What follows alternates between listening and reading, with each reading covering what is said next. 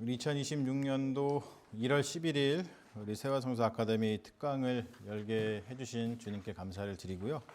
오늘 저희들 모여서 시간의 정치적 의미와 교회력이라는 제목으로 여러분과 함께 중요한 이야기들을 같이 좀 나눠보려고 합니다. 일단은 제 소개를 하면요. 너무 잘 아시지만 하게 넘겨봐 주세요. 저 이런 사람으로 바깥에 소개가 되고 있어요. 뭐 여러분들은 그냥 장준신 목사이지만 그렇고요. 우리 하나 넘겨봐 주시죠. 오늘 강연은 시간의 정치적 의미와 교회라고 하는 제목인데요. 오늘 강연의 요점을 먼저 좀 볼게요. 여러분들이 나눠드린 핸드아웃도 보시고 또 이 앞에 있는 PPT도 같이 보시면서 참여해 주시면 되겠습니다. 오늘 강연의 요점은 이제 시간의 정치적 의미. 여러분들이 아마도 인생을 사시면서 시간에 무슨 정치적 의미가 있어? 뭐 아마 그런 걸 한 번도 생각을 해보지 않으셨을 수도 있거든요. 근데 실제로 우리가 아무 생각 없이 이렇게 누리는 것, 아무 생각 없이 소비하는 것, 이런 것들이 거기에는 다 정치가 들어가 있어요. 우리가 이제 인식을 못해서 그렇죠. 그래서 그거를 좀 아시고 나면 우리가 이런 세상을 살고 있구나. 그것을 여러분들이 좀 이렇게 깨달으실 수 있어서 여러분들이 지금 보내고 있는 우리 일생에 주어진 이 시간을 좀 더 의미 있게 보낼 수 있는 좀 기회가 되실 거라고 믿습니다. 그리고 그러면서 더불어서 우리가 이제 교회력이라는 것을 이야기하죠. 근데 대부분 많은 분들이 교회력 이야기하면은 제가 사실은 많이 이야기를 했어요. 그래도 이게 좀 이렇게 뭐라 그럴까요? 이게 좀 확 와닿지 않으실 수도 있는데 교회력이라고 하는 것은 단순히 교회의 행사력이 아닙니다.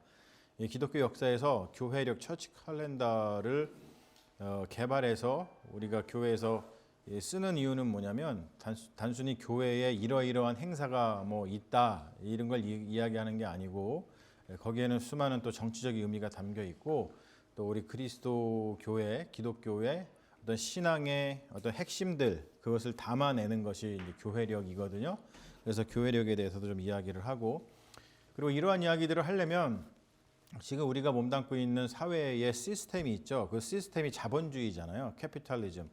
그 자본주의라는 것이 무엇인지를 이렇게 메타 내러티브, 즉 뭐냐면 좀 큰 이야기, 우리가 거기에 일상생활 속에서 파묻혀서, 그러니까 자본주의 속에 살다 보니까, 그러니까 뭐냐면 우리가 뭐 바다 같은 데서 물 속에서 들어가 있다 보니까 자기를 거기서 끄집어내서 바깥에서 그것을 바라보는 일들을 잘 못하거든요.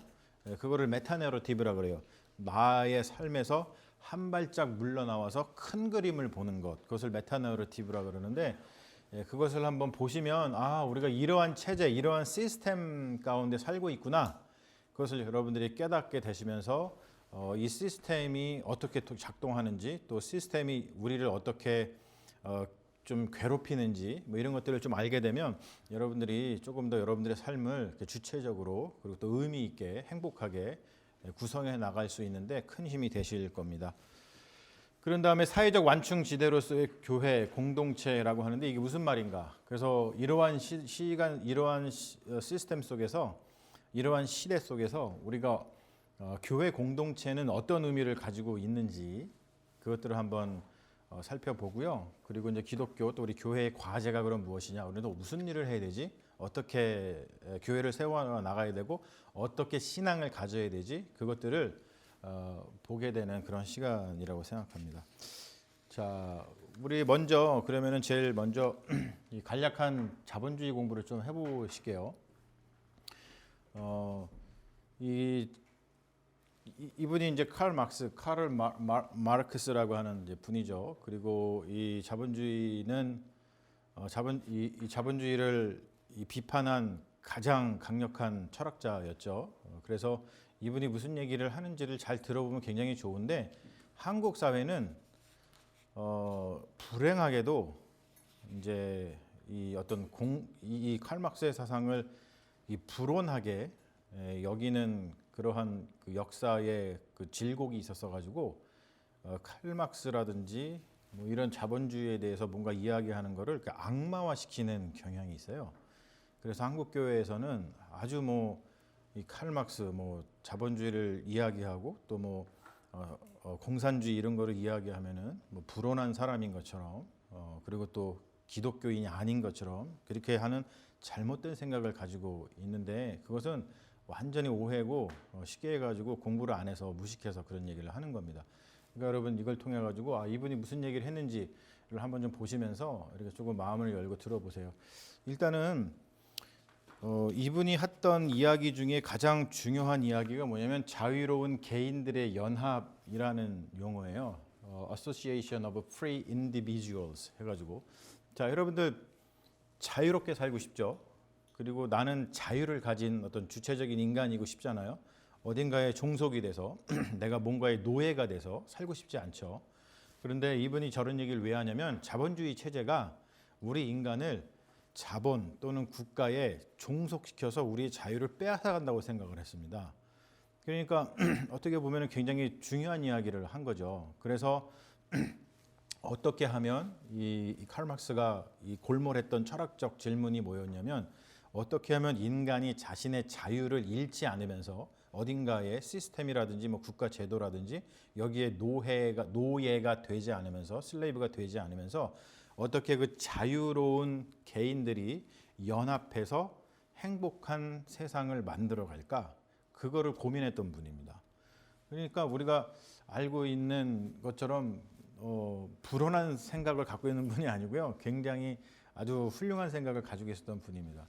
자, 그런데 이 칼 막스가 자본이라는 것, 캐피탈이라고 하는 것을 무엇이라고 연구를 해보니까 그거를 정의했냐면 여기 나오죠. 인간들의 연결 방식을 화폐, 머니죠. 머니로 통일시키는 체계적인 힘, 그것을 자본이라고 이야기를 했어요.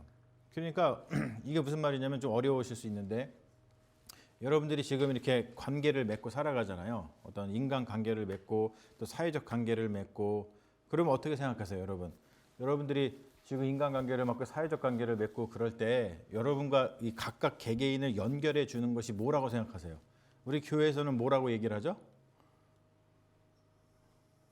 우리 교회에서는 성령님께서 또는 뭐 예수 그리스도의 사랑 뭐 이런 얘기 하잖아요. 그런데 이 자본주의 사회라고 하는 이 사회 시스템에서는 그 사람과 사람을 연결시키는 방식이 그게 화폐라는 거예요. 화폐, 그렇죠? 그게 이제 뭔지 좀 더 이렇게 더 들어가보면 알 수 있습니다. 마르크스는 철학자예요. 뭐냐면 인간의 문제를 탐구한 사람입니다. 그래서 마르크스를 철학자라고 이야기를 하는 거예요. 자, 넘겨봐 주시면. 자, 이분이 왜 그런 얘기를 하냐면 이분이 했던 이야기 중에 전제라는 말이 있어요. 디스포티즘, 전제주의. 지난 금요일 날 뭐 살림 모임 할 때도 그 박종우 목사님이 전제라는 말 그때 하셨잖아요. 전제. 그게 그거예요. 이게 바로 이겁니다. 전제라는 게 뭐냐면 여기 제가 여기다가 써놨는데 전제는 뭐냐면 전제주의는 뭐냐면 권력이 한 사람 또는 극소수에 집중되고 있는 정치 체제입니다. 전제주의. 그래서 뭐 왕, 황제 또는 소수의 귀족 이런 사람들이 권력을 다 가지고 있고 나머지 사람들은 권력이 없기 때문에 그 사람들이 하는 이야기를 다 들어야 되고 그런 겁니다. 지금은 아니죠. 지금은 우리가 무슨 사회라 그래요? 민주주의죠. 민주주의는 뭐냐면 모든 사람한테 동일한 권력이 있고 모든 권력은 국민으로부터 나오는 겁니다. 그러니까 완전히 체제가 다른 거예요. 자, 근데 이 칼 막스가 저거에 주목을 합니다. 전제주의. 뭐냐면 아시아 국가에 대해서 연구를 많이 하거든요.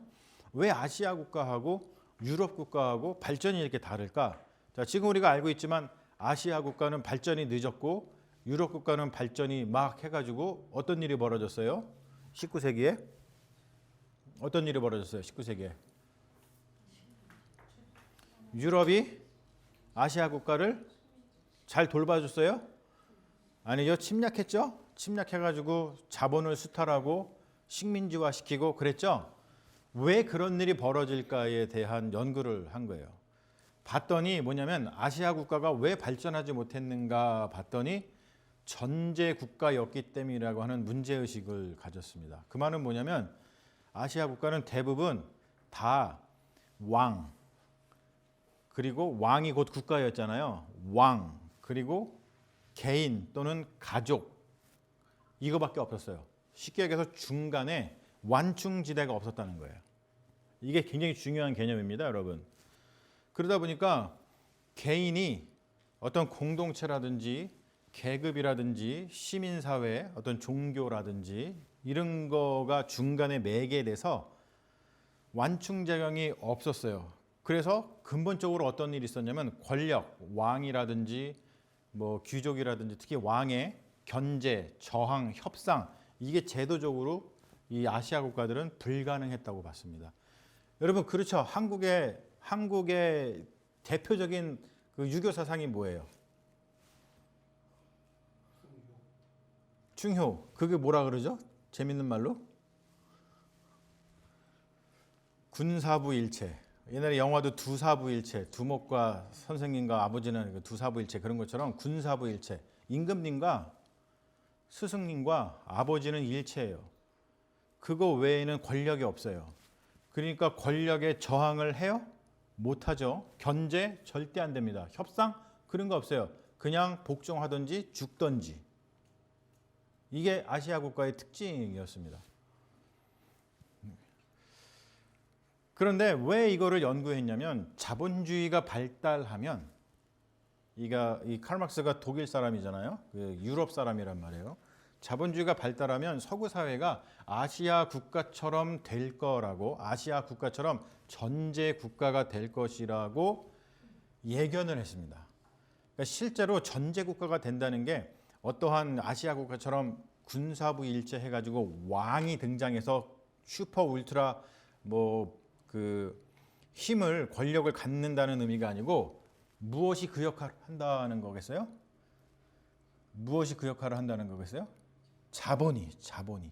네, 자본이.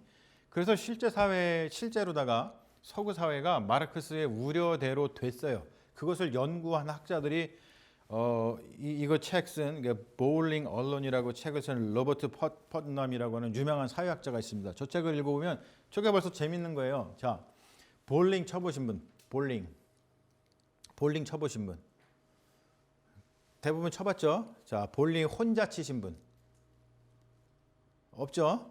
자, 볼링은 어떻게 해야 되는 거예요? 팀으로 같이 가야지 재밌죠? 근데 지금 이분이 무슨 얘기 하는 거예요? 볼링을 어떻게 쳤다 그래요? 나 혼자 쳤다라는 거예요. 그만큼 뭐가 없어졌다? 공동체성이 없어지고 개인화됐다고 하는 뜻입니다. 그래서 원자화된 개인, automized individuals라고 하는 개념이 나옵니다. 그 말은 뭐냐면 실제로 서구 사회가 자본주의가 발달돼서 자본이 전제 사회 같은 역할을 하다 보니까 개인이 다 원자화되고 특별히 중간 공동체가 붕괴가 되면서 어떤 문제가 발생하냐면 개인이 국가와 자본에 직접적으로 종속이 되는 거예요. 이거는 심각한 문제입니다. 사실 여러분 실제로 지금 그래요. 우리가 자본에 직접적으로 종속이 되어 있어요. 직접적으로. 그러니까 저항을 못하는 겁니다. 자유가 없죠. 여기서 내가 일하고 싶지 않아요. 자, 그러면은 당장 내일 때려칠 수 있는 분 없죠. 왜 그럴까요? 왜 그러냐면 우리가 자본에 직접 종속이 되어 있어 갖고 내가 만약에 때려치면 나를 먹여 살려줄 공동체가 없어요. 네. 그것이 어떠한 현상까지 벌어지냐면 정치적 양극화의 원인이 됩니다. 지금 정치적 양극화가 심한 이유는 뭐냐면 개인이 국가에 종속이 돼서 그래요. 이게 무슨 말이냐면 자, 국가 권력과 거리를 두지 못해요. 중간 공동체가 있으면 국가 권력과 거리를 둘 수 있어요, 우리가. 그런데 이 국가 권력과 직접적으로다가 친해지는 거야. 그래서 그 국가 권력에 쉽게 얘기해서 막 개가 되는 거죠. 지금 요즘에 특히나 우리 구구 세력들 이런 사람들 보면은 특별히 이제 이게 거의 막 분신자살 할 판이잖아요. 막 그냥 국가가 어떻게 되고 어떠한 대통령이 어떻게 되고 이렇게 하면은 그것과 거리를 두지 못하고 마치 대통령과 내가 하나인 것처럼 마치 내가 국가와 하나인 것처럼 거리를 두지 못하고 그냥 하나가 일체가 돼가지고 거기에 완전히 멘탈이라든지 모든 걸 다 빼앗기게 되죠. 이 양극화의 원인도 딴 데 있지 않다는 거예요. 이런 데에서 발생을 합니다. 자, 그래서 벌써 거기까지 갔네. 오케이. 자, 한국인들의 삶이 지옥인 이유. 그래서 한국의 사람들이 지옥인 이유. 이제 한국인들의 삶뿐만이 아니고 자본주의가 발달된 나라의 사람들이 다 지금 지옥 같은 세상을 경험을 하고 있는데 왜 그러냐면 원자화된 개인이 너무 심화가 됐어요. 아까 얘기했듯이. 그리고 두 번째는 뭐냐면 가정의 붕괴가 너무 심합니다. 그래서 그나마 있었던 사회적 안전장치였어요. 그나마 이 과외가, 이 가문, 가정, 그것이. 지금 한국에서 1인 가구, 한 명이 혼자서 사는 가구가 몇 %인지 아세요? 그거가 46%예요. 그리고 2040년 그때 되면은 60%가 될 거래요. 그냥 혼자 사는 거예요. 가족이라는 게 없어요. 혼자 살아요. 3인 가구, 4인 가구가 3인 가구가 13%밖에 안 되고 4인 가구가 12%밖에 안 돼요. 같이 살질 않아요. 그러니까 애도 안 낳고 가정이 없어요. 그러다 보니까 어떤 일이 벌어지냐면 자 보세요. 개인이 있어요. 우리 개인 인디비주얼. 그리고 국가가 있어요. 그러면은 국가와 개인 사이에 뭐가 있어야 되냐면 완충장치, 공간이 있어야 돼요. 그래야지 개인이 국가 자본에 잡아먹히지 않거든요. 그런데 어때요? 공백이 없어요. 공백이에요. 그냥 중간이. 그러다 보니까 이 형태로 한국의 사회 구조가 바뀌다 보니까 개인이 국가와 시장에 직접 노출되어 있는 사회이다 보니까 삶이 지옥이 되는 거예요. 왜 그러냐면 그러면서 동시에 어떤 일이 벌어지냐면 가정이 붕괴되는 거랑 똑같이 중간에 공동체 역할을 해주던 교회가 붕괴가 됐어요. 교회가 아주 대표적인 공동체였죠. 자, 서구 사회가 아시아 사회하고 다르게 아까 얘기했듯이 중간에 공동체가 있어가지고 즉 뭐냐면은 전제 국가가 아니었고 뭔가 사람들한테 공간을 마련할 수 있었던 가장 큰 이유가 뭐겠어요? 서구 사회에서 뭐 때문에? 교회 때문에 그랬습니다. 왜냐하면 황제하고 왕하고 누구하고 맞짱 떴어요? 교황하고 맞짱 떴잖아요. 그래서 지난번에 아주 몇 년 전이지만 우리 그 교회사 공부할 때 예전에는 왕도 사법권을 가지고 있었지만 누구도 그렇죠. 교황도 사법권을 가지고 있었다 그랬죠. 사법권 딴 게 아니에요. 벌을 줄 수 있고 잘못하면 그리고 군대를 소집할 수 있는 힘이 있었습니다. 그러니까 황제가 세속적 국가에 황제가 군대를 소집해 가지고 나를 위협하려 그러면은 교황이 어떻게 할 수 있어요? 교황도 군대를 소집해서 대항할 수 있었어. 그렇죠? 자, 그런데 지금은 어때요? 나라에서 군대를 소집해서 우리를 위협하면 끝이에요, 그냥. 누가 그걸 맞서냐고. 할 수가 없어요. 지금 미국에서 벌어지는 일 보세요. 미네소타 이런 데서.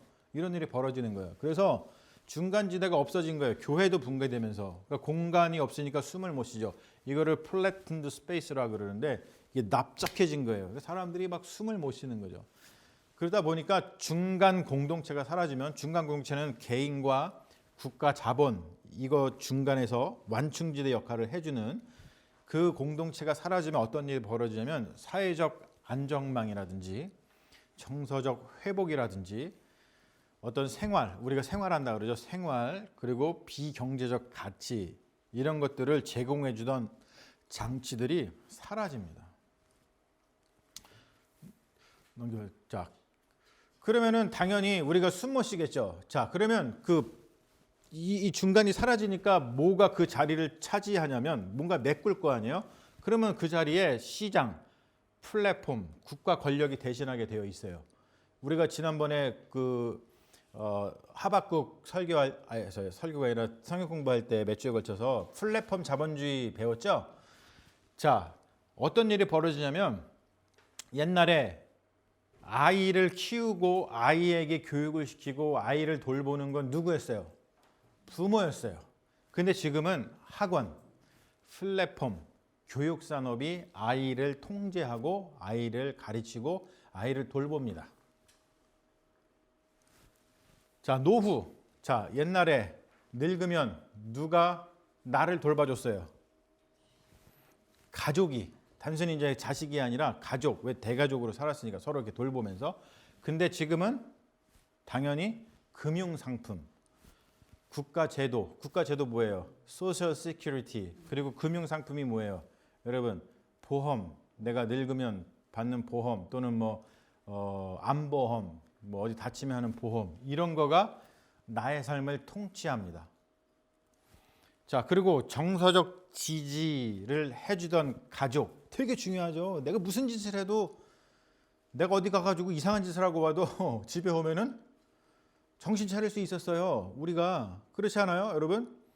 이게 되게 중요한 거잖아요. 우리가 사실은 어떠한 그 정서적 지지를 해주는 사람이 있다는 거. 그게 가족이 그 역할을 해줬거든요. 그래갖고 내가 어디 가서 좀 실패를 하고 와도, 아니면 내가 어디 가갖고 사고를 치고 와도 내가 회복할 수 있는 공간과 나를 지지해주는 사람이 있었습니다. 그런데 지금은 어때요? 그 대신에 사람들이 SNS, 유튜브, AI 그런 데 가서 정서적 지지를 제공받아요. 최근에 사람들이 어디서 정서적 지지를 받죠? AI, 특히 챗GPT. 엄청 들어가서 상담합니다. 엄청 들어 상담해요. 그래갖고 최근에는 그거 문제가 됐죠. 상담받다가 어떻게 됐어요? 자살해서 죽었죠. 야, 이렇게 자살해 죽어.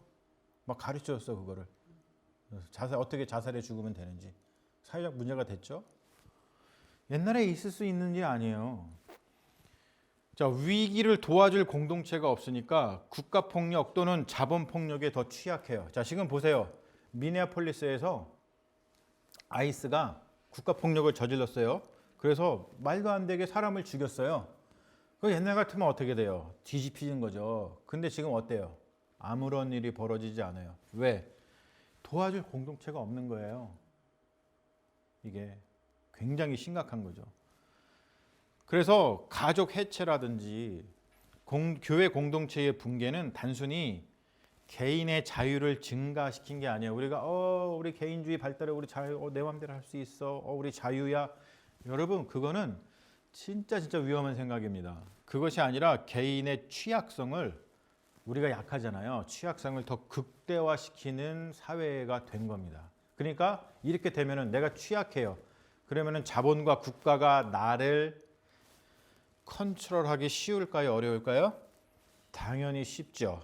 그래서 국가와 자본이 우리 인간을 아주 쉽게 컨트롤합니다. 그게 요즘 시대인 거예요. 자, 그러면 왜 우리 이제 교회니까 왜 그러면 교회가 이렇게 교회 공동체가 무너졌지? 이걸 한번 이유를 살펴보면 이게 이제 미국은 이미 1960년대부터 무너졌어요. 그리고 제일 먼저 교회 공동체가 무너진 건 영국이에요. 그래서 재밌는 문헌이 있습니다. 그러니까 영국의 사회 있잖아요. 영국의 사회하고 영국에서 신학자들이 이야기하는 발표하는 그 논문이라든지 책들 이런 걸 읽으면 우리 미래가 보이거든요. 그래서 영국 학자들의 그 생각들이 굉장히 중요해요. 왜냐하면 영국이 자본주의의 발상지잖아. 그리고 거기서 제일 먼저 자본주의의 부작용을 겪었거든요. 1950년대부터, 즉 뭐냐면 2차 대전 이후에 영국 사회가 무너지기 시작을 합니다. 공동체가 다 무너져요. 이게 그리고 종교 다원주의라는 이런 말들이 다 거기서 나온 겁니다. 왜 그러냐면 저기서 무슨 얘기가 나오냐면 그 문헌을 보면 이미 1950년대부터 어떤 이야기가 있냐면 영국 사회에서나 영국 교회에서는 주일 학교가 없어요. 주일 학교가 무너지고 있었어요. 왜 그런지 아세요? 지금 우리 여기서도 겪는 문제입니다. 주일에 애들이 어디 가요? 그렇지, 학원을 가든지 특별히 스포츠 그거 하러 가니라고 교회를 잘 못 나오잖아요. 실제로 그렇잖아요. 그 문헌이 1950년대, 60년대 쓰여진 영국 학자들의 문헌에 나와요. 네.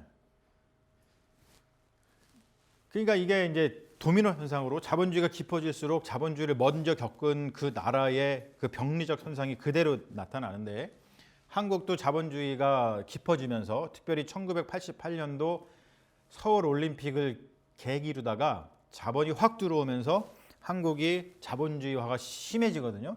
그러면서 1990년대 이후에 한국 교회가 시장 경제 논리, 성장주의, 자본주의 경영 모델을 적극 수용하는데 어디로부터 수용하냐면 미국으로부터 수용합니다.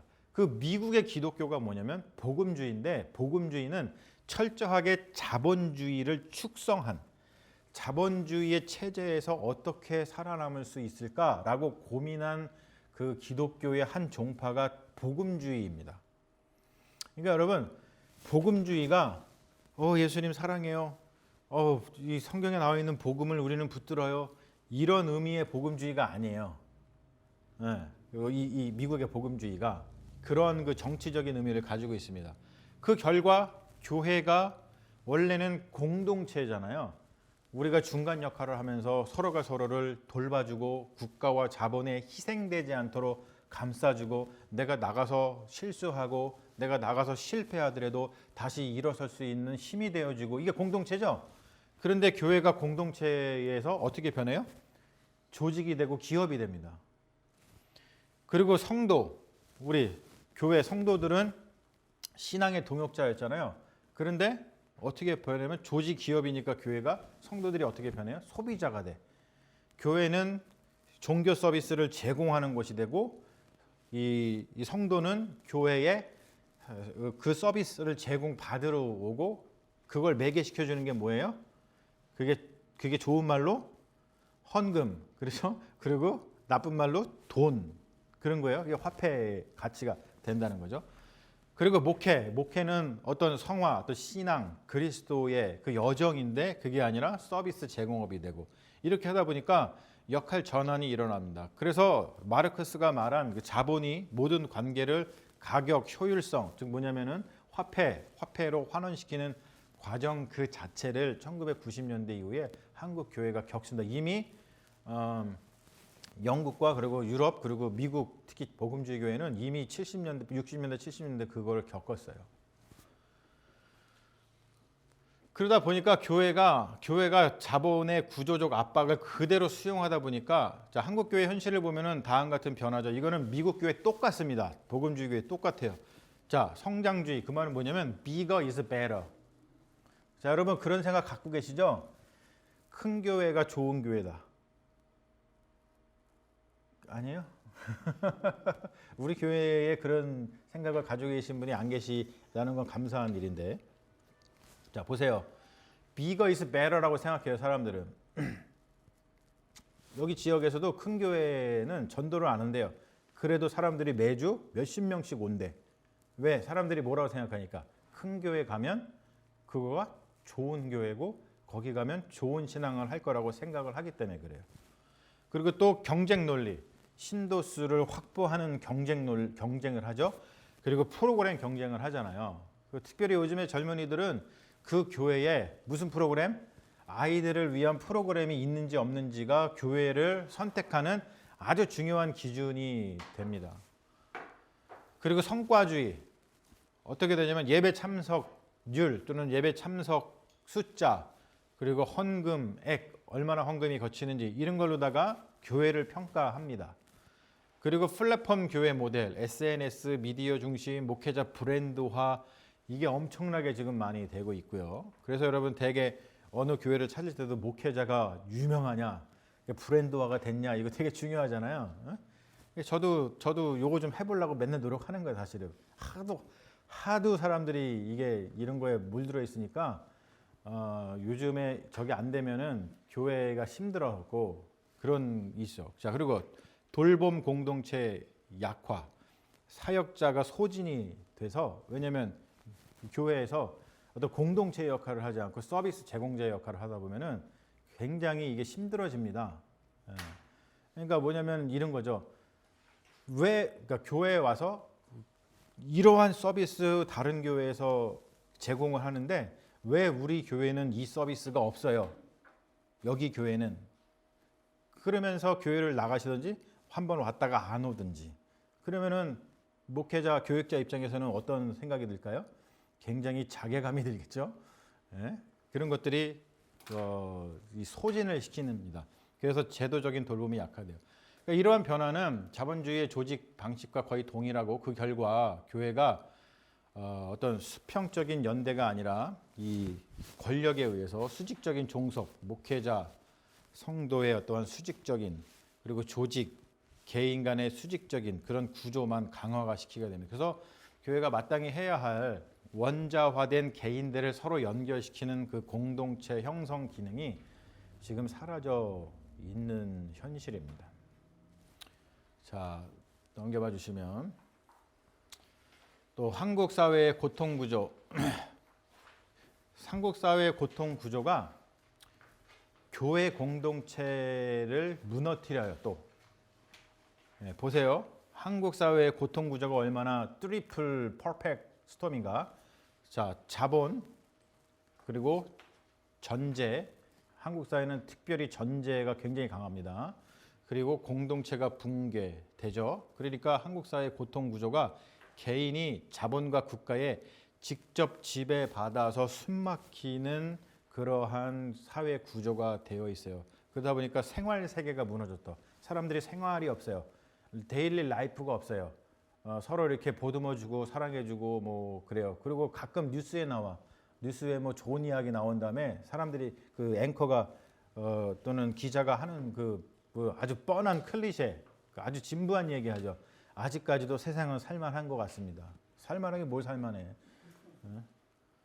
조금 누가 뭐 선한 일을 했다고 그거 뉴스거리 하면서 그렇게 돼 버렸어요. 생활 세계가 무너졌어요. 저 하버마스라고 유명한 그 독일의 철학자가 하는 얘기입니다. 생활 세계라는 말을 하는데 생활 세계가 무너졌어요. 우리가 생활이 안 돼. 해피하지 않죠. 생활이 무너지니까. 그리고 플래튼 스페이스 이렇게 납작해졌어요. 저거는 이제 급진 정통주의에서 하는 이야기인데 이 세상이 지금 자본주의로 인해서 납작해져 가지고 납작한 공간에 들어가면 숨 못 쉬죠. 그러한 사회가 되어 버렸다라고 하는 겁니다.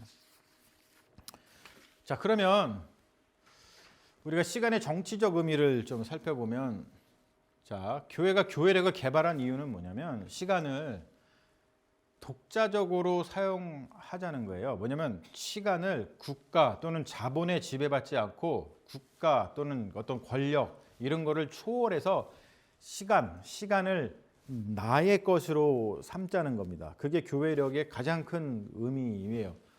자, 근데 한번 생각해 보세요. 여러분들을 한번 생각해 보세요. 우리들의 시간을 한번 보시죠. 누구에게 지배를 받고 있는 것 같아요? 여러분들의 시간. 당연히 명백하게 지금 우리 시대는 자본의 지배를 가지고 있습니다. 자본은 우리가 가진 시간을 생산력을 높이는데 우리 자신을 최적화시키도록 강요해요. 그래서 서점에 가면 제일 많이 팔리는 책이 자기 개발책이에요. 왜? 내가 자기 개발해가지고 자본이 요구하는 생산력을 갖추기 위해서 그래요. 안 그러면 어떻게 되니까? 자본으로부터 선택을 받지 못해요. 자, 선택을 받지 못하면 어떻게 돼요? 굶어 죽어요. 그렇죠? 그래서 자기 개발 코너가 어느 순간부터 1990년 특히 2000년대 들으면서부터 한국 서점가에 가면 자기 개발 코너가 제일 책이 많고 제일 책이 잘 팔리고 제일 붐빕니다. 옛날에는 안 그랬어요. 옛날에는 어디 코너가 제일 잘 팔렸을까요?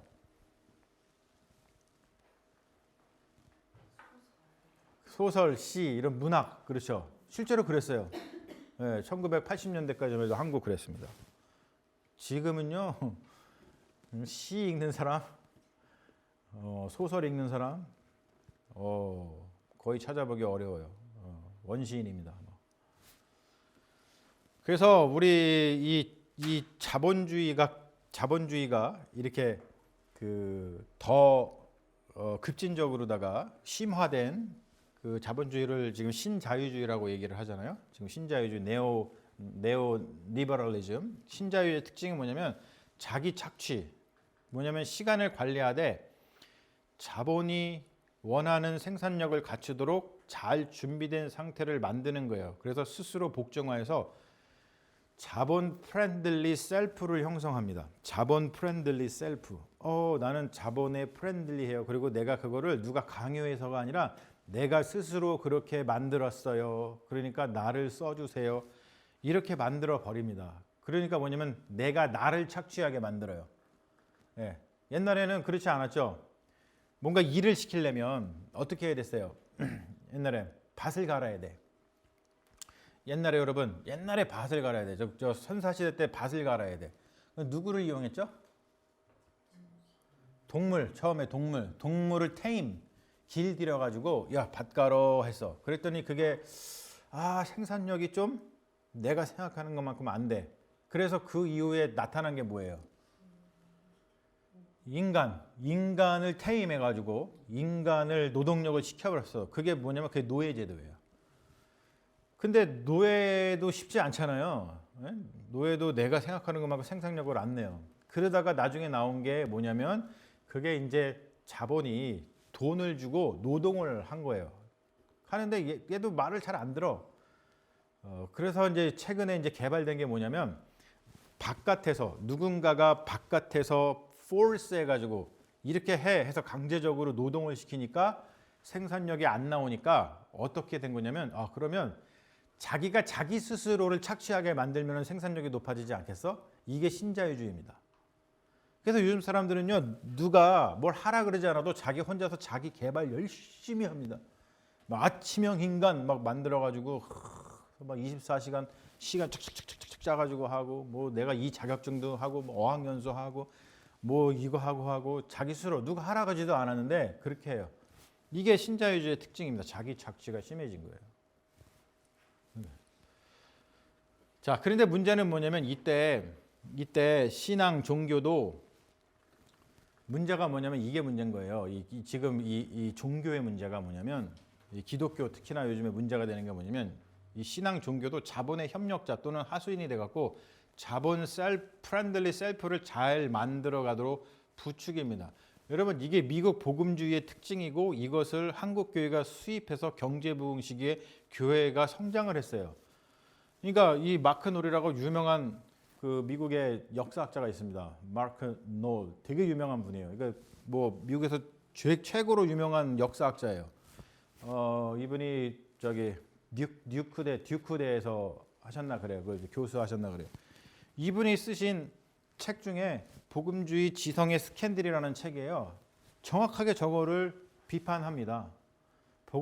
미국의 복음주의가 어떻게 자본주의에 축성해가지고 이 자본 프렌들리 셀프를 만들어가는데 부추기는지. 근데 그거를 한국 교회가 그대로 수입해가지고 한국 교회도 그렇게 하고 있는 겁니다. 그래서 그 결과가 지금 현재 목격하는 한국 교회의 민낯인 거죠.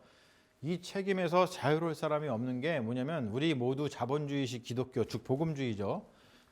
복음주의 그러면 여러분 아까 얘기했듯이 나는 예수님이 좋아요. 나는 뭐 이게 아니라 그랬어요. 자본주의식 기독교를 복음주의라고 하는 거예요. 그거에 우리가 다 열광했죠. 사실은 80년대, 90년대 한국 교회들이 다 자유로울 수 없어요. 우리는 그 비판에서 뭐 나는 특별하고 이런 게 아니에요. 다 거기에 우리가 그냥 몸담아 가지고 기독교 신앙이 그런가 보다라고 하면서 그냥 그렇게 성장하고 자라오다가 봤는데 지금 보니까 뭐가 아닌 것 같아. 그런 깨달음을 겪는 사람들이 많이 있고 또 그 깨달음이 깊은 사람들은 지금 현재 한국에서 교회를 안 나갑니다. 자, 그 안 나가는 교인들을 뭐라 그래요? 가나안 성도라 그러는 거예요. 안 나가, 가나안. 그런 현상이 나타나는 게 딴 게 아니고 바로 이러한 일련의 현상들 때문에 이런 문제가 발생이 됐다는 겁니다.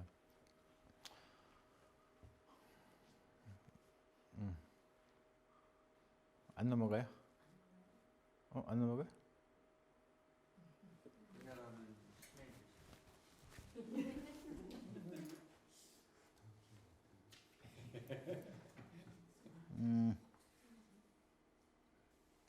저거 이거 더 어디 갔냐? 여기 됐죠? 자 보세요.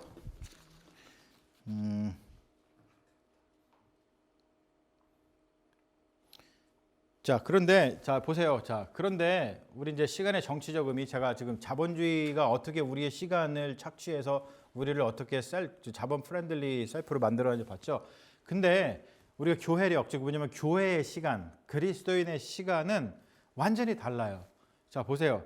그리스도인의 시간은 이미 구원된 시간이고 잉여의 시간이고 완성된 시간이고 나 자신을 내어줘도 아깝지 않고 시간을 생산성을 위해서 쓰지도 않고 페이가 없어도 기꺼이 내어주는 그러한 시간입니다.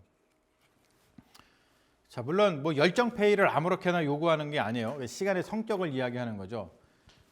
우리 그리스도인의 시간은 구원된 시간이잖아요.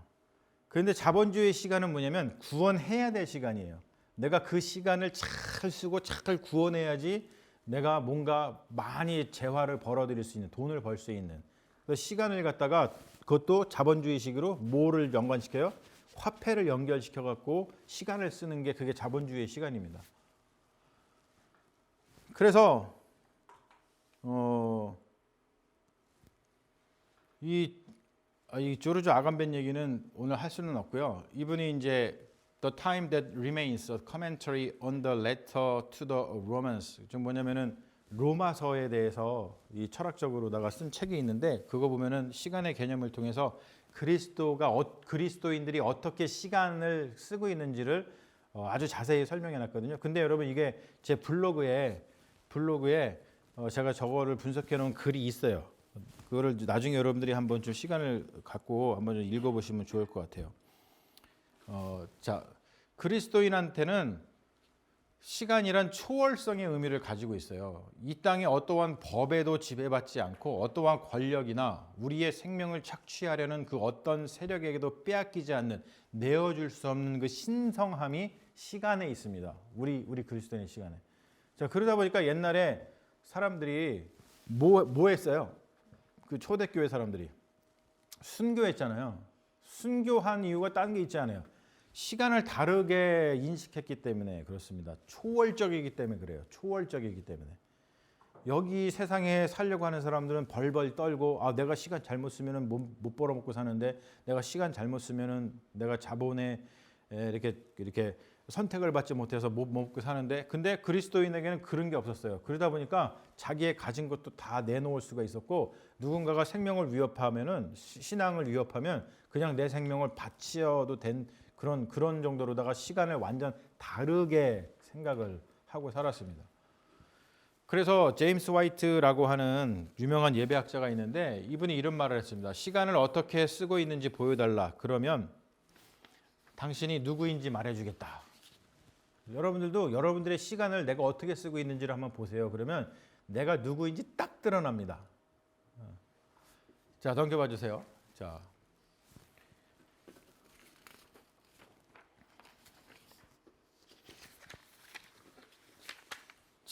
시간의 정치적 의미 뭐냐면 시간을 어떻게 쓰는지 보면 그 사람이 국가 자본의 노예인지 아니면 그리스도의 제자인지 금방 알 수가 있는데 그러다 보니까 여러분들 당신의 시간은 무엇입니까? 이것을 좀 생각을 해보시고 그리고 예배자의 기도 이 책은 사실 이러한 정치 시간적인 배경을 가지고 쓴 책이에요.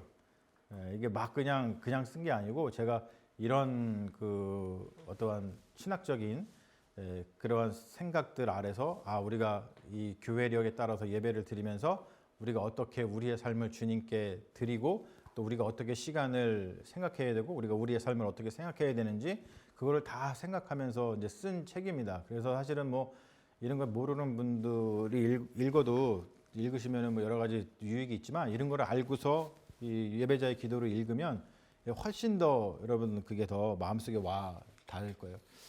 자, 그러면은 마지막으로 이런 것들을 우리가 봤는데 얘기하고 싶은 것이 더 많이 있지만 여러분 이제 시간이 좀 많이 가고 또 이제 그러니까 마무리를 지으면 교회력과 교회 그리고 그리스도인의 과제를 한번 보면 자, 교회력은 단순히 교회 행사력이 아니라는 거예요. 제가 자꾸 교회력 얘기하고 교회력에 따라서 예배 드리고 또 오늘도 우리가 예배 드렸지만 주현절 후 첫 번째 주일 예배 제가 늘 그거를 이야기하잖아요. 그거를 이야기하는 이유가 단순히 이게 교회의 행사력이기 때문에 이야기하는 게 아니고요. 우리가 교회를 단순히 행사력으로 생각을 하면 교회력을 소비하는 순간 교회는 그리고 신앙은 자본의 노예가 되기가 십상입니다. 그래서 교회력은 우리 공동체를 지켜서 국가 그리고 자본, 나보다 힘센 세력이죠. 그 세력, 우리가 이야기하는 그 교회에서 이야기하는 어떤 신학적인 용어로 얘기하자면 뭐 사탄, 뭐 마귀 그런 거예요. 이런 사탄 마귀가 이렇게 뿔 달린 게 아니고요. 우리 인간의 생명력을 착취하는 걸 다 마귀 사탄이라 그러는 거예요. 그런 것들에 희생당하지 않겠다는 어떤 정치적인 결단, 그게 바로 교회력을 우리가 지키는 거예요. 그래서 나의 자유를 지키겠다는 의지, 그게 교회력에 담겨 있는 겁니다. 그래서 교회력은 자본주의의 시간을 거부하고 거기에서 벗어나서 그리스도의 시간, 종말론적 시간이죠. 선취적인 시간입니다. 다른 말로 해서 구원받은 시간이에요. 우리 이미 구원받았기 때문에 또 다른 성취를 이룰 게 없어요. 이게 마음속에 와닿아야 되는데 이게 사실은 굉장히 어렵게 다가오는 문제예요. 여러분, 우리는 이미 구원받은 존재이고 구원받은 시간 속에 살기 때문에 사실 뭘 성취할 게 없어요. 그럼 뭐만 하면 돼요? 자, 지금 여러분 AI의 가장 큰 화두가 뭐예요? AI의 가장 큰 화두가 뭐냐면 AI가 나중에 우리 인간이 해야 될 일을 다 해준다는 뜻이거든요. 그러면 화두가 뭐냐면 그럼 우리 인간은 뭐하지? 그거예요. 자, 비슷합니다. 우리가 시간이 구원돼 있고 우리가 이미 구원받았어요. 우리 시간이 이미 구원된 시간을 살고 있는 사람들이에요. 더 이상 우리가 성취할 게 없어요. 그럼 우리는 뭐 해야 돼? 뭐 하면 돼요? 사랑.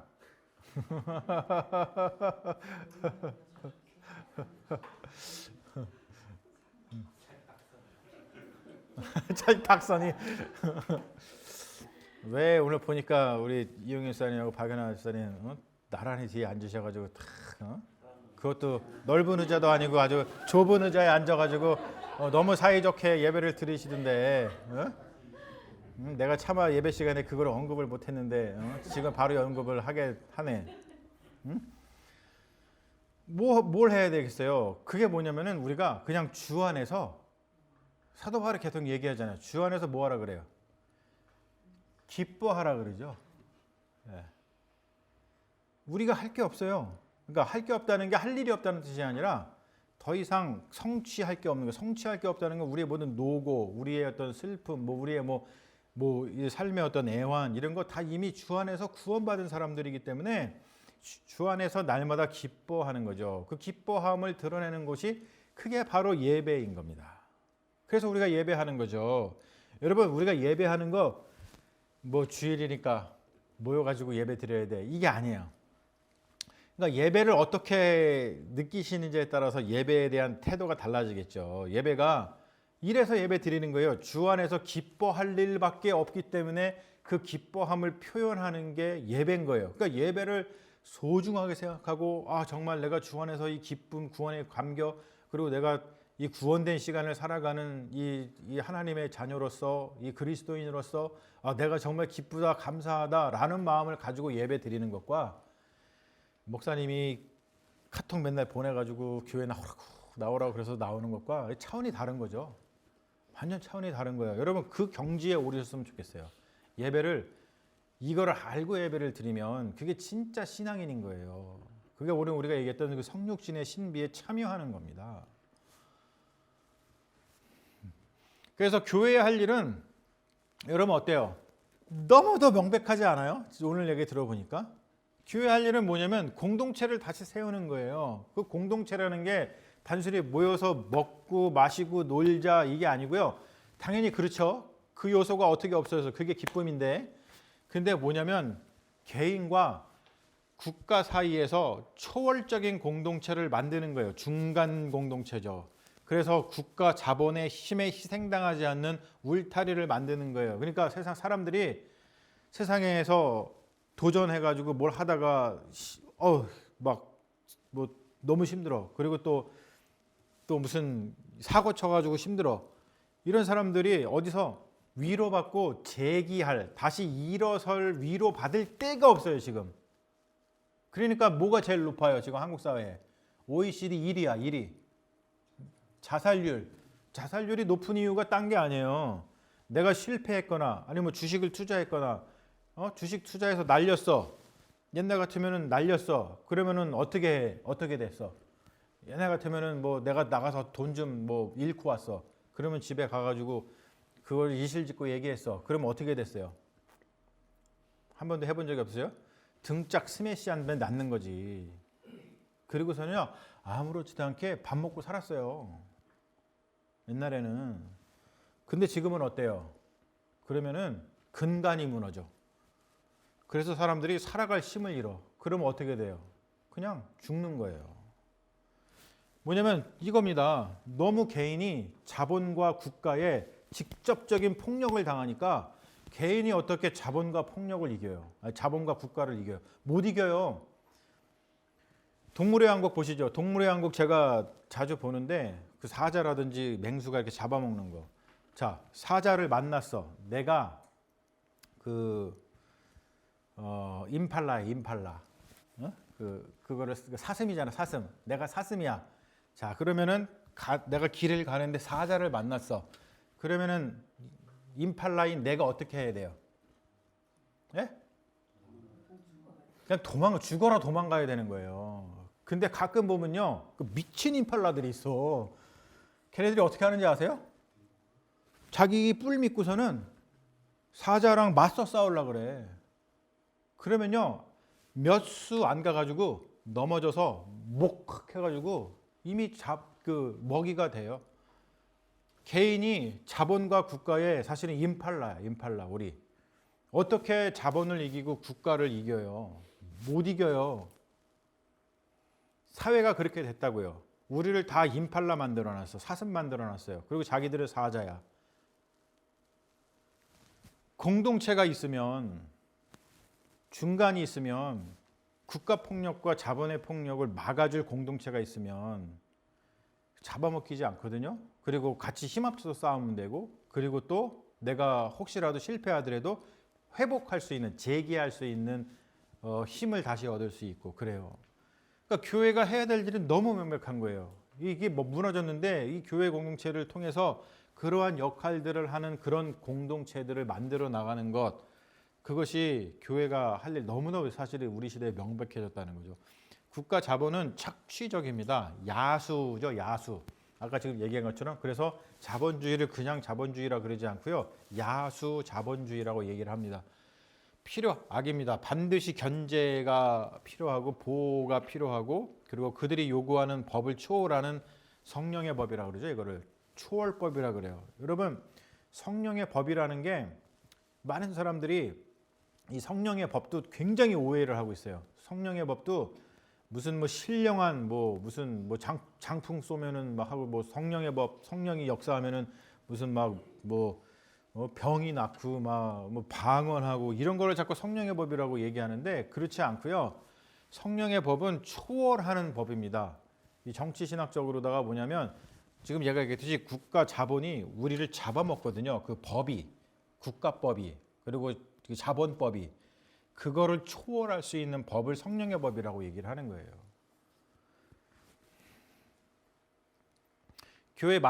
교회가 마르크스의 용어를 빌리자면 자유로운 개인들의 연합을 만들어서 개인들이 국가 자본 폭력에 희생당하지 않고 행복한 세간의 삶, 생활세계 그런 삶을 살아갈 수 있도록 공간을 열어주는 곳이 바로 교회가 되어야 된다는 것이죠.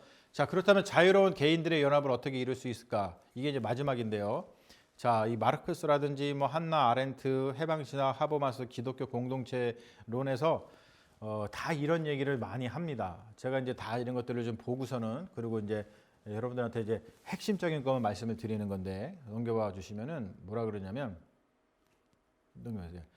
자, 국가나 시장을 통해서는 절대로 불가능하다는 이야기를 해요. 그러니까 뭐냐면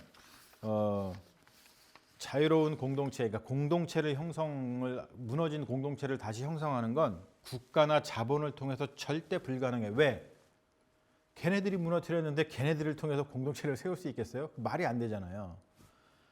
그래서 자본주의를 자본주의적 수단으로 극복할 수 없다라고 얘기합니다. 이거 좀 제 얘기가 아니에요. 다 정말 유명한 핵사들, 하버마스, 칼 폴라닉 칼 폴라니 같은 경우는 자본주의 경제학의 대가죠. 저 양반.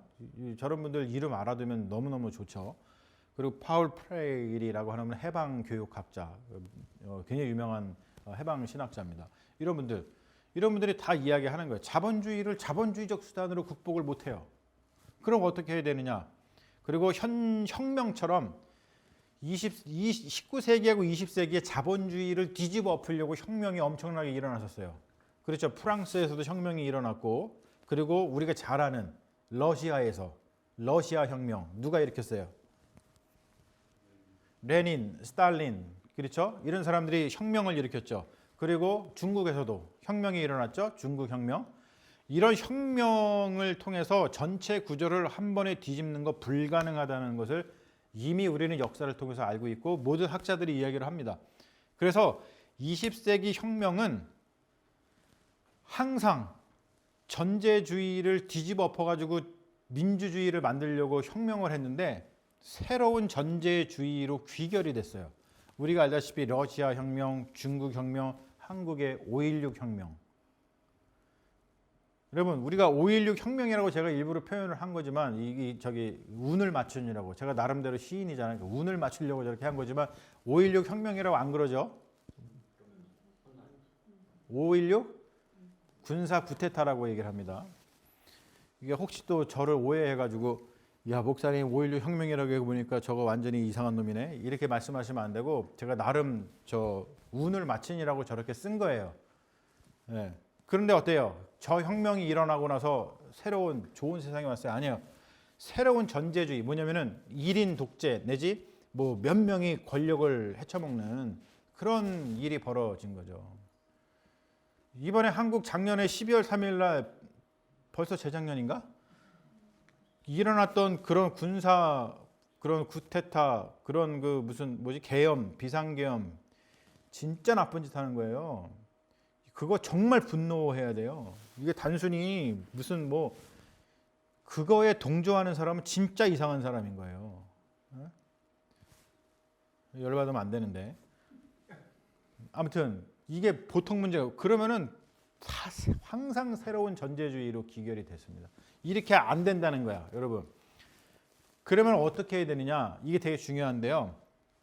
유일한 대안이 뭐냐면 이 공동체를 무너진 공동체를 다시 회복하는 유일한 대안이 뭐냐면 작고 분산된 공동체들의 연합이라 그래요. 이게 안토니오 그람시라고 이탈리아의 철학자거든요. 굉장히 유명한 그 철학자인데 이분이 그 이탈리아에는 또 뭐가 있었죠? 그 파시즘 그렇죠? 무솔리니 그렇죠? 그거에 맞서다가 감옥에 갇혀가지고 옥중수기라고 하는 유명한 책을 쓰신 분입니다. 거기에 이분이 진지전이라는 말을 써요. War of Position. 우리가 진지를 구축한다 그러죠? 진지를 구축한다. 우리 군대 갔다 오신 분들은 잘 아는 말씀이야. 군대 갔다 오신 분들. 근데 여성분들은 잘 모를 수가 있어. 여성분들이 그 진지 잡수세요 그러다가 오해할 수가 있을 수 있는데 하도 많이 하셔고 진지는 뭐냐면은 이렇게 싸움할 수 있는 조그만 그 뭐라 그러죠? 그거를 참호 같은 거, 네, 이렇게 참호. 그래서 거기 들어가가지고 막 싸우는 거예요.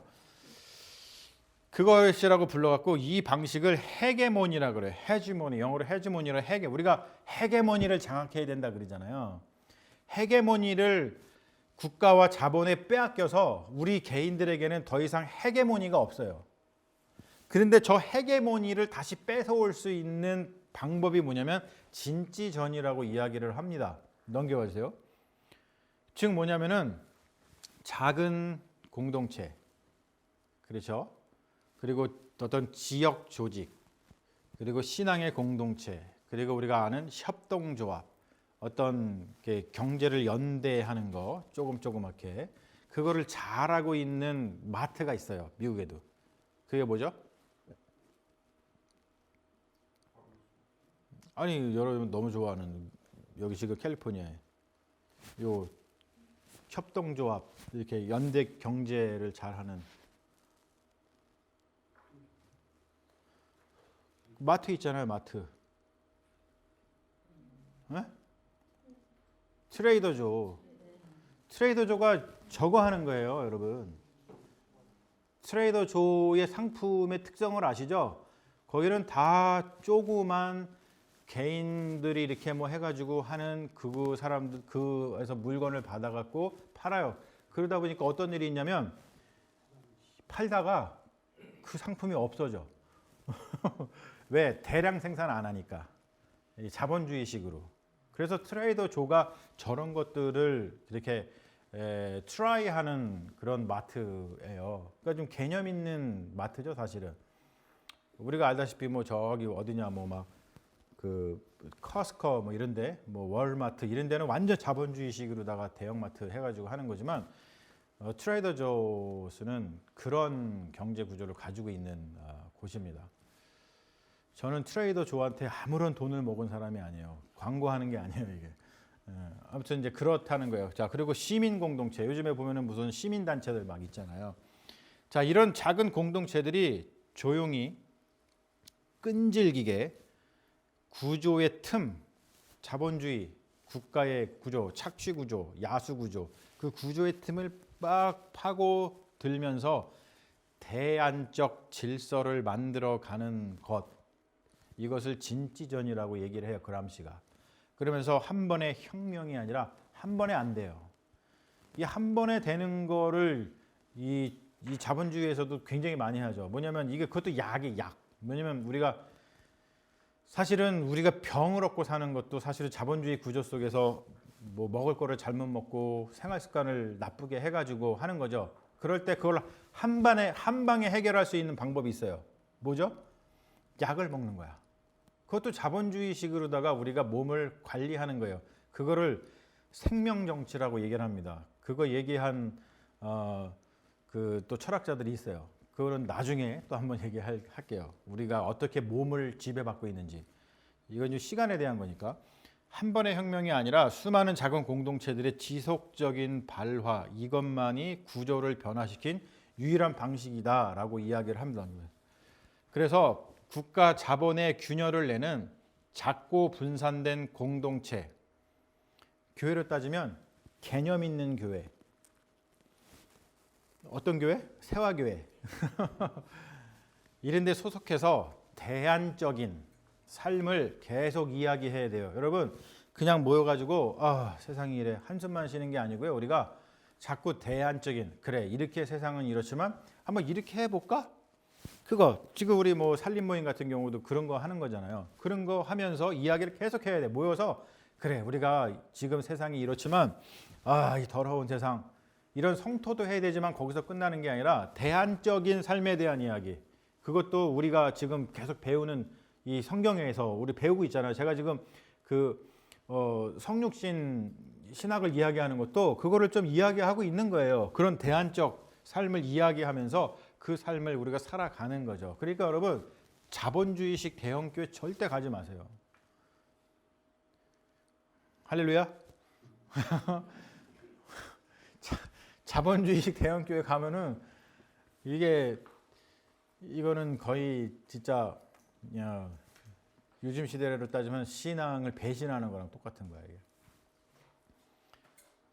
그 이제 우리는 뭐냐면은 계속해서 이런 이야기들을 만들어 가면서 교회를 대형화시키는 게 목표가 아니고 이런 대안적인 이야기들을 이야기하고 지금 무너진 이 공동체를 어떻게 복원할 것인가. 그래서 우리 여기 아까 작고 분산된 조그만 공동체들이 모여서 연대해야 되는 거니까 우리도 그렇게 건강한 공동체를 만들고 또 더불어서 또 그런 다른 공동체가 있으면 그런 공동체하고 또 연대해가지고 같이 뭔가를 하고 그러면서 계속 이 균열을 내가지고 이 세상에 지는 것이 아니라 우리가 진지전을 통해서 이 세상을 좀 이겨보려고 하는 거죠. 예수님이 뭐라 그래요? 세상을 이기었노라 하였노라. 그렇죠? 세상을 이기는 거예요, 그게. 그런 것들을 하는 것이 우리 교회의 지금 가장 중요한 과제라고 하는 거예요. 그러니까 이러한 것들을 담임 목사가 어쨌든 간에 여러분들하고 같이 쉐어하면서 이렇게 목회와 이런 교회를 세워나가려고 하는데 우리 저 혼자 할 수 있는 게 전혀 아니란 말이에요. 이건 절대 혼자서 할 수 있는 일이 아니에요. 그러니까 같이 이런 걸 어웨어니스를 가져야 되고 그렇구나. 그리고 단순히 또 저 혼자서만 이거 하자 저거 하자 하는 게 아니라 여러분들도 그래 목사님 말 들었으니까 이런 거 했으면 좋겠다 저런 거 했으면 좋겠다 이렇게 아이디어도 좀 주시고 또 같이 이렇게 행동하고 같이 또 성역 공부하면서 또 삶의 이야기들을 보듬어가고 서로 이렇게 힘들고 어려운 세상 속에서 서로 위로하고 이런 교회 공동체를 만들어 나가는 게 요즘 시대의 교회에 진짜 긴급한 과제고 중요한 과제라고 생각을 합니다.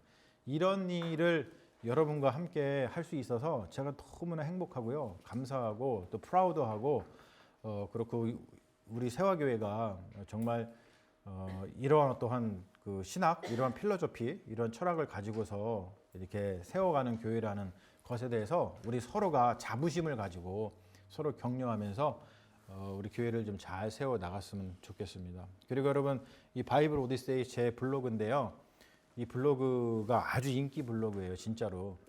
막 수많은 사람들이 왔다가 한 그 조회수가 한 달에 한 4천에서 5천 정도 조회수가 나오는 아주 훌륭한 그 블로그일 뿐더러 그리고 제가 일일이 말로 여러분들한테 다 얘기 못 하는데 제가 글을 많이 써서 올리거든요. 저기 바이블 오디세이 글을 다 읽으시려면 하루에 하나씩 읽으셔도 5년이 걸려요. 5년. 그러니까 글이 엄청나게 많이 있지만 저기에 관련 글들이 엄청나게 많이 있어요. 그래서 거기에 있는 글들을 시간 나실 때마다 하나씩 좀 읽어보시면 그러면은 훨씬 더 제가 하지 못했던 그런 이야기들이 너무 많거든요. 제가 빙산의 일각만 얘기한 거예요. 그런 이야기들을 좀 읽으시면서 그 뭐라 그럴까? 목사님 이런 생각을 하시는구나. 그리고 이게 중요하구나. 이런 것들을 좀 많이 이렇게 좀 알고 아시면 우리 같이 한 마음으로다가 달려가는데 또 교회를 세워나가는데 아주 큰 도움이 될 거라고 생각을 합니다. 그래서 여러분 많이 그 바이블 오디세이 좀 많이 이용하세요. 제 친구 목사가 얼마 전에 연락이 왔어. 뭐라 그러냐면 자기가 설교 준비하려고 어떤 주제어를 치면 내 블로그가 무조건 뜬대. 그만큼 뭐냐면 제가 거의 다루지 않은 그 주제가 없어요.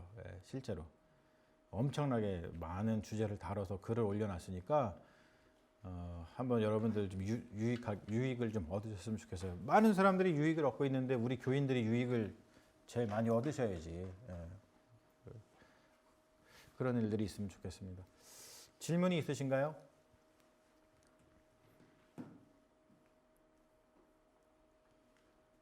오늘 큰 깨달음을 얻으셨어요?